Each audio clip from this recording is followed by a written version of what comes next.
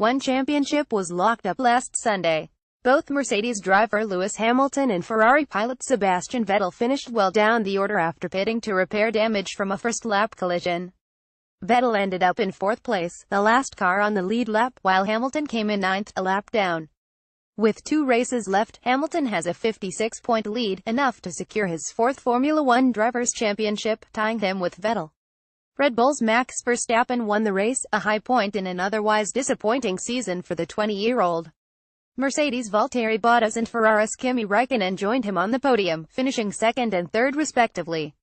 With both drivers' and manufacturers' championships decided, the excitement in the final 2 races will be to see if Bottas can make up 15 points on Vettel to take over second place in the standings, or if Räikkönen can overtake Red Bull's Daniel Ricciardo, who's in fourth with a 14-point margin.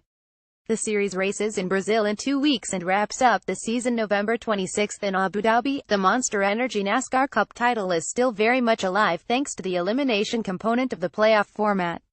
All we know for sure at this point is Kyle Busch will advance to the championship round at Homestead as a result of last Sunday's Martinsville win. It took a series of ladder-s cautions and an overtime restart for Busch to put himself into position to take the win as half the field wrecked behind him.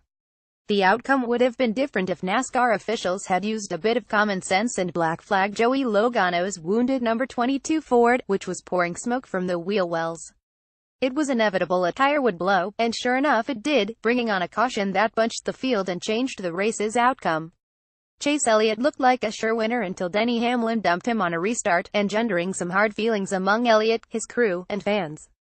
Elliott expressed his displeasure by running Hamlin's number 11 Toyota into the wall on the cool-down lap and had angry words with him later.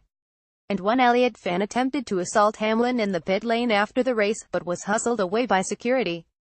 The last lap melee left the 2 drivers at the tail end of the 8 still in championship contention, Hamlin 7th, 72 points behind leader Martin Truex Jr., and Elliott 8th, 90 points back. Texas Motor Speedway is the next race for the Cup teams, with airtime at 11 a.m. on Sunday.